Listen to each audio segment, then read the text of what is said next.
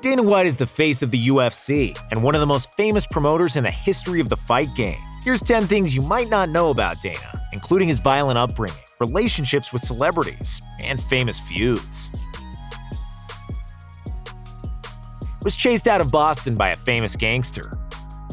White was expelled out of school on 2 separate occasions, but he managed to graduate while living with his aunt in Maine. Upon graduation, he worked all kinds of jobs. He was a bouncer, he shifted asphalt for a paving company in the heat of summer, and worked as a bellhop at the Boston Harbor Hotel. At the same time, he was trying to make it as a boxer, but he soon realized that it would be too tough to make it as a professional. But fighting was his passion, and he knew he wanted to pursue a career in the fight business. Even though he was earning good money at the hotel, Dana hated his job, and one day he just quit out of the blue at the age of 19. Over the next several years, White worked every angle of the boxing world, from boxing himself to training, cornering, managing other fighters, refereeing, and running gyms. He and a fellow boxer from Boston opened a gym and were teaching self-defense classes to make a living, and their work didn't go unnoticed. One day, 2 enforcers from Boston's Winter Hill Gang interrupted his class and said they needed to talk. Winter Hill Gang was led by the infamous Whitey Bulger, a man once on the FBI's 10 most wanted list, and somebody you didn't want to know and have business with.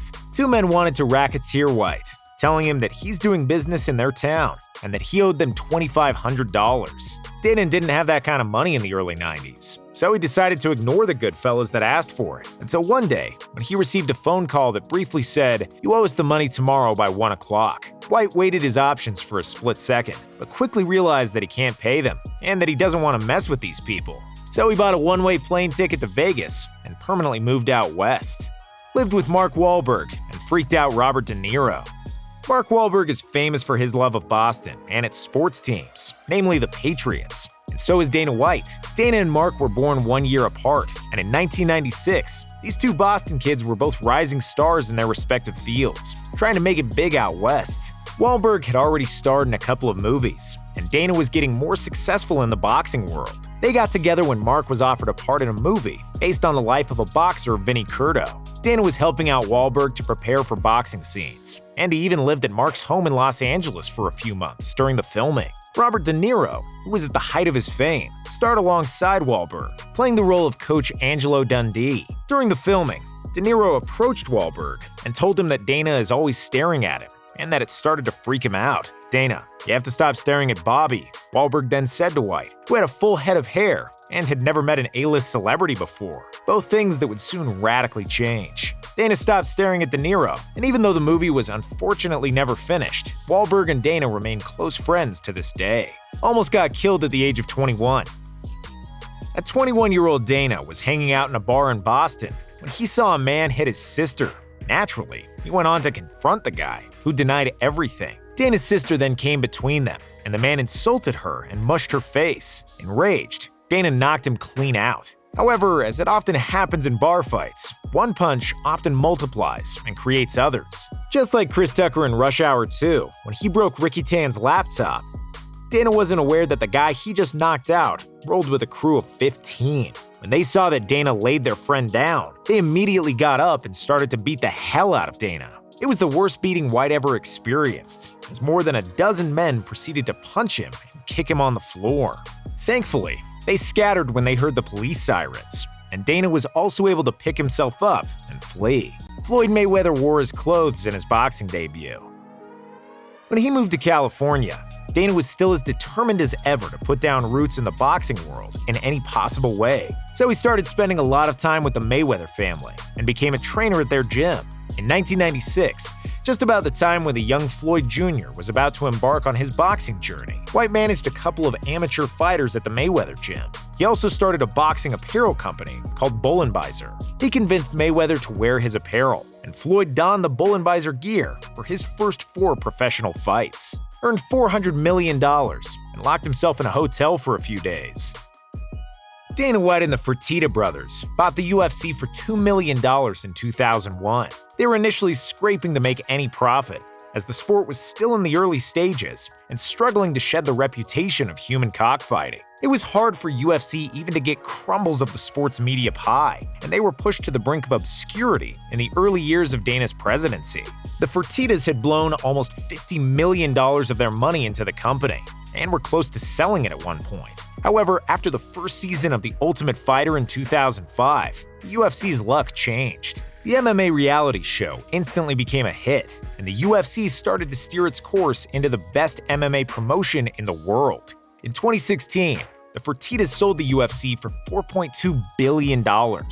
And considering that Uncle Dana owned 9% of the company, he received a check for almost $400 million, and is now earning 9% of the company's yearly profits. You would think that this kind of payday would call for a massive celebration, but the total opposite happened with Mr. White. Sad that his partnership with the Fertittas was overblown with the money influx and new responsibilities. Dana locked himself in a hotel room, and he didn't come out of it for several days. He barely ate and slept until Lorenzo Fertitta came to his hotel and pulled him out of his funk. He organized a $5,000 fight with Chuck Liddell and a hotel security guard.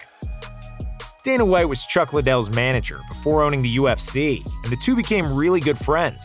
That didn't change when Dana became the UFC president, and he and the future light heavyweight champion were often hanging together, trying to promote the sport. Those first few years, no one knew us on the East Coast, Chuck wrote in his book. I was just some guy with a mohawk who people crossed the street to avoid. Dana and Liddell were staying at the same hotel, and when Chuck wasn't around, hotel security approached Dana and asked about his friend with a mohawk and a tattoo on his head. He's a UFC fighter, Dana explained, to which the security shook his head and said that UFC is all fake, thinking it was staged like WWE. Dana answered, "I've got $5,000 in my pocket, and I guarantee that you can't last 5 minutes with Chuck Liddell." And the security, a former high school wrestler, accepted. The next day, Chuck and the security met in the hotel basement, with a lot of other staffers watching, in a proper Fight Club scenario. Predictably, Chuck handled the security with ease in under 2 minutes, and Dana earned an extra $5,000. Banned for life from a casino because he kept winning at blackjack. Dana White is a degenerate gambler by his own admission, even though betting wrong can ruin his mood for a week. The first time he ever bet $1 million was on a boxing match between Jermaine Taylor and Kelly Pavlik in 2007. White was confident that Jermaine would win, but when Pavlik knocked him out, Dana felt sick to his stomach.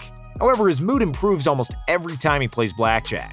When it comes to this particular card game, Dana is somewhat of a Rain Man, and he rarely loses. He cleaned out Palm Springs Casino for $1.6 million during one stretch, after which they asked him to never play there again. When the new ownership took over, Dana came back and won nearly $2 million again.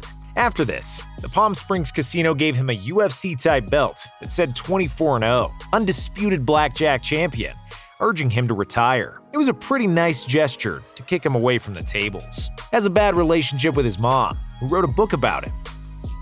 Dana White's father was an alcoholic, and he used to beat up Dana quite a lot growing up, while his mother worked 2 jobs to support the family. As a result, Dana pretty much grew up by himself. And while you would think that Dana would grow closer with his mother when he got successful, that is not the case. June White isn't too fond of her millionaire son, and Dana described the relationship with her as one of the most difficult in his life. "Me and my mother are a lot alike. That's why we don't get along," Dana said. It was so bad at one point that June wrote a book about him, which included a lot of bad-mouthing and insults. I'm not saying that Dana is an angel, but she's not exactly a Mother of the Year material also. Was supposed to fight Tito Ortiz in a boxing match. Dana has had feuds with many people over the years, with Ariel Helwani and Tito Ortiz as the most notable ones. Dana was once Tito's manager, and the two were close, but their relationship took a U-turn after White became friends. Contract disputes, media bashing, and constant arguing became a new norm between the two. They once started a full-blown fight in the middle of the private plane, and at one point, they even scheduled a boxing match to settle their differences. Of course, the boxing match never happened, with both Dana White and Ortiz blaming the other for backing out. Dana always cheered against Tito in his fights, and when Chuck Liddell knocked him out in 2006, Dana asked him for his gloves and trunks, which are still hanging in his house today. Dated Ronda Rousey. This was never publicly confirmed, but it was strongly insinuated by the former UFC fighter Brendan Schaub, who had previously dated Rousey. Schaub and Dana have had a public feud for many years now, and it's believed that it stemmed from Dana stealing Ronda away from Schaub. Schaub implied he and Dana were Eskimo brothers, meaning that they slept with the same girl. He also mocked Dana online, saying that he's folding Ronda's laundry, which pretty much tells you which girl visited both of their igloos.